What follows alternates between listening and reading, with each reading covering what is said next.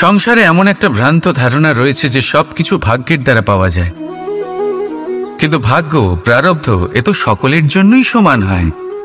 এটা তো ব্যক্তির ওপরে নির্ভরশীল হয়, তার আকাঙ্ক্ষার উপরে নির্ভরশীল হয়, বাসনার উপরে নির্ভরশীল হয়, স্বভাবের উপরে নির্ভরশীল হয় যে উনি সেটা নিয়ে কি করেন।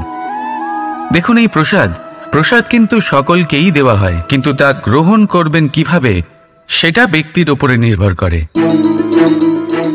আপনাকে এক উদাহরণ দিই। যেমন ধরুন, দুজন মানুষকে আমি একটা করে মাটির ডেলা দিলাম, সেটা নিয়ে তারা কি করবেন? একজন মানুষ তার ছোট ছোট ডেলা বানাবেন আর পথযাত্রীদের ওপরে ছুঁড়ে মারবেন, হাসি ঠাট্টা করবেন, তাদের বস্ত্র নোংরা করে দেবেন, সেটাতেই উনি আনন্দ পাবেন। অন্যদিকে দ্বিতীয় ব্যক্তি সেই মাটির ডেলা দিয়েই নিজের জন্য একটা কুঁড়ে ঘর বানাবেন। সেই কুঁড়ে ঘর যা রোদেতে, বৃষ্টিতে, ঝড়ে তাকে সুরক্ষিত রাখবে। অনুভূতি, এই অনুভূতি বদলাতে শিখুন। এই অনুভূতি অত্যন্ত গুরুত্বপূর্ণ।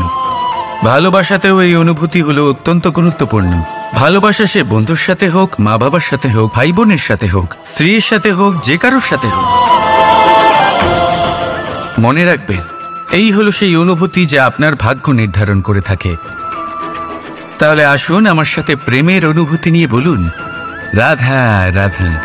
মানুষের কত রকম অনুভূতি হয়, কিন্তু সে সেটাই করে যেটা সে আজ অবধি করে এসেছে, আর এটাই তার সব থেকে বড় ভুল।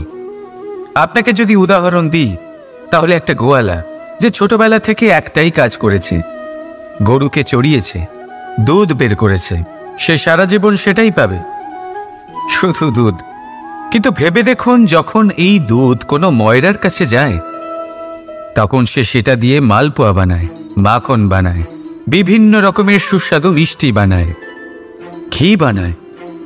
সে বড় কিছু করে, তার বদলে সে বড় কিছু পায়। তাই মনে রাখবেন, যদি আপনি সেটা করেন যেটা আপনি সব সময় করে এসেছেন, তাহলে আপনি সেটাই পাবেন যা আপনি আজ পর্যন্ত পেয়ে এসেছেন।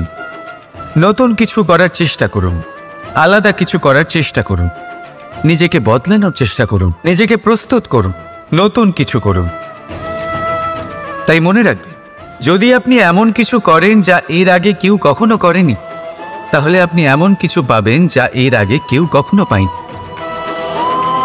তাই নতুন উপায়, নতুন চেষ্টার দ্বারা নতুন কর্মের পালন করুন। নতুন চিন্তা নিজের ভেতরে জাগ্রত করুন, কারণ এই চিন্তাই সত্য হয়ে আপনার জীবনে আসবে। রাধা রাধা। সমুদ্র মন্থন, আমরা সবাই জানি এ কিভাবে হয়েছিল। এই মন্থন থেকে কি কি পাওয়া গেছিল?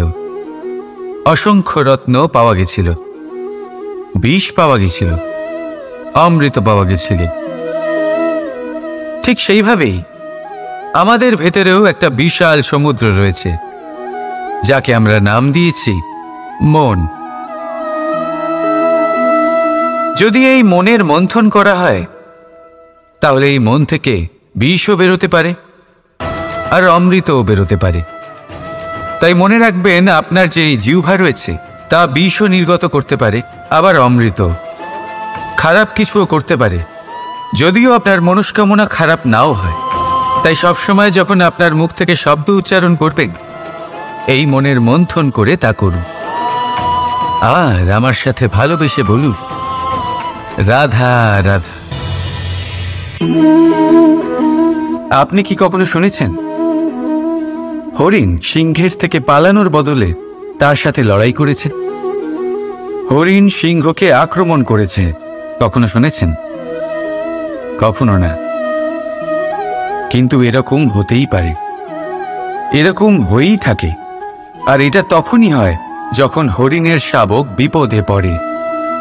যখন তার সিংহের কবলে পড়ার ভয় থাকে, তখন হরিণীও এসে সিংহের সাথে লড়াই করতে থাকে। কারণ সে একজন মা, আর মা তার সন্তানের জন্য সব কিছু করতে পারে। এ হলো মায়ের স্নেহ, যেটা যত নরম হতে পারে ঠিক ততটাই কঠোরও হতে পারে। আর তার সন্তানের মঙ্গলের জন্য সে ক্রোধের সমস্ত সীমা পার করে তার সন্তানকে রক্ষা করেই ছাড়বে। আর সেই জন্যই তো মাকে সন্তানের জীবনে সবথেকে বড় ঢাল বলা হয়। এই মাকে আমার শত কোটি প্রণাম। রাধা রাধা। একে চিনতে পারলেন? একে কুঠার বলা হয়। আপনারা জীবনে কোথাও না কোথাও কোনো না কোনো রূপে এটা দেখেই থাকবেন। একটা ব্যাপার নিশ্চিত, এই কুঠার ছাড়া কোনো বৃক্ষকে কাটতে পারা সরল নয়। এবার আপনি কখনো এটা ভেবেছেন, এই কুঠার এর এই অংশ, এর মুখটাই যদি না থাকে তাহলে কি হবে? এ শুধুমাত্র কোনো বৃক্ষই নয়, তার কোনো ডালও কাটতে সক্ষম হবে না। এবারে ভাবুন, এই শুকনো কাঠের হাতল এ আমরা কোত্থেকে পেলাম? কোনো এক বৃক্ষ থেকেই। সেই ডাল যাকে কেটে ফেলা হয়েছিল, এক বৃক্ষকে কাটার জন্য এই ডালই শস্ত্ররূপে প্রস্তুত। আমাদের জীবনে আমাদের প্রিয়জন, আমাদের আপনজন যখন সময় কখনো কখনো তাদের সঙ্গ না দেয়, যদি তারা দৈন্য দশায় থাকেন, তাহলে তাদের সঙ্গ কখনো ছাড়বেন না। ওনাদের প্রয়োজন শুধুমাত্র মনোবল। তা তাদের দিন। তাদের সাহায্য করা আপনার কর্তব্য। হয়তো তাদের সাথে থেকে আপনার কোনো লাভ হবে না, কিন্তু তাদের দূরে থাকাতে আপনার ক্ষতি অবশ্যই হতে পারে। সর্বদা সাহায্য করুন। সঠিক সময় আসলে তা আপনার সহায়ক অবশ্যই হবে।